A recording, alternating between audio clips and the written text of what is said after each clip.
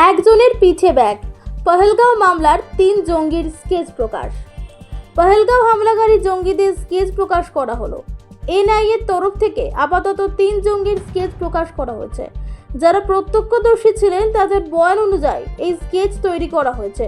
তবে বৈশরণ উপত্যকার রিসর্টে হামলায় ঠিক কতজন জঙ্গি ছিল তা এখনই স্পষ্ট করে বলা সম্ভব না।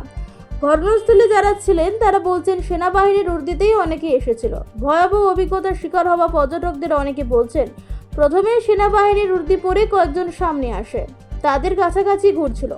পর্যটকদের কেউ কিছু ভাবেনি, বরং তারা নিজেদের আরো বেশি নিরাপদ মনে করেছিলেন।